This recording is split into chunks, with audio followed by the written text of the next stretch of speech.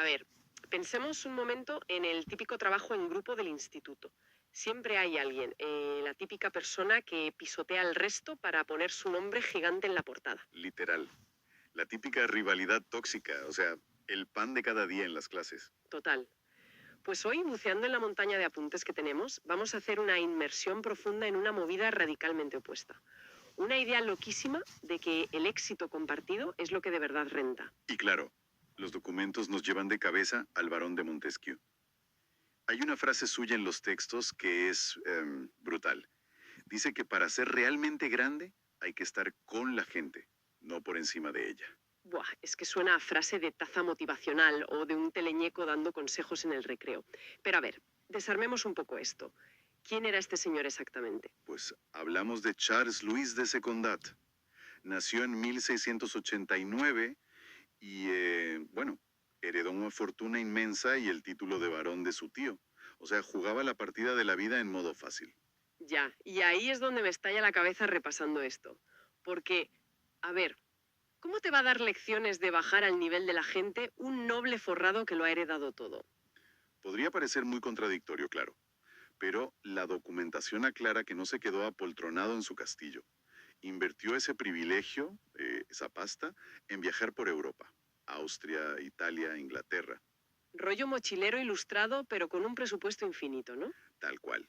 Pero no iba de turismo, sino a estudiar la maquinaria de las sociedades, y de ahí sacó su obra cumbre, El espíritu de las leyes.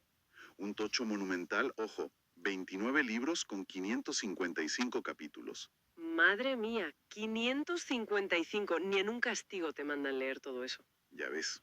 Y ahí es donde conecta con la frase del principio. Descubrió que las leyes no pueden imponerse desde las nubes, por la fuerza. Tienen que adaptarse al clima, a la geografía, a las costumbres locales. Vale, o sea que las normas tienen que pisar la calle. Suena súper bien para probar filosofía, pero leyendo los artículos más críticos de nuestra investigación, la coherencia se les monta un poco. Totalmente. Y aquí los textos muestran una contradicción fortísima, porque el mismo pensador que pide gobernar de la mano del pueblo dejó escritos justificando la esclavitud. Qué fuerte. ¿Cómo encaja alguien esa defensa de la esclavitud con la idea de estar con la gente? O sea, parece que esa gente solo incluía a unos pocos privilegiados. Es una dualidad histórica muy bestia. Los documentos explican que intentó racionalizarlo a través de su teoría climática. Argumentaba que en zonas de calor extremo el trabajo duro solo se sostenía mediante la fuerza. Y bueno, no estamos aquí para tomar partido, sino para exponer fríamente lo que dicen las fuentes, ¿eh? Claro, claro, somos meros transmisores de los apuntes, pero es innegable que es una postura súper polarizante. Y tanto. De hecho, los artículos detallan que provocó un rechazo brutal en su época. Sus textos sufrieron censura por parte de la Iglesia y la política. Hasta sus cartas persas, que lo petaron en Gran Bretaña, generaron mucha fricción en Francia. Ya. Y para rematar el caos de este perfil, hay un dato biográfico final que es para quedarse loca. Montesquieu murió en 1755, con 66 años, y completamente ciego. Sí, fue una ceguera progresiva.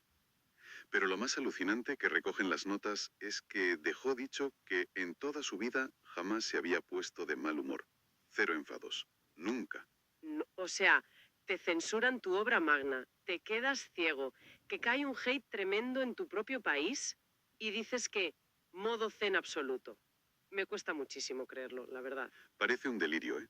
Pero es la conclusión que sacamos de su filosofía aplicada. Evitaba el choque frontal. Creía que la grandeza venía de entender el terreno sin desgastarse en confrontaciones inútiles. Pues nos deja una pregunta brutal para quien nos escucha hoy. Si alguien con esa capacidad analítica necesitaba convencerse de que nunca se había enfadado frente a tanto caos, ¿es ese buen rollo inquebrantable el verdadero secreto para pasar a la historia? O, a lo mejor, era simplemente un escudo, un mecanismo de defensa extremo para sobrevivir al peso de su propio intelecto y de un mundo que se le echaba encima. Ahí queda la movida para darle una vuelta. Nos vemos en la próxima inmersión profunda.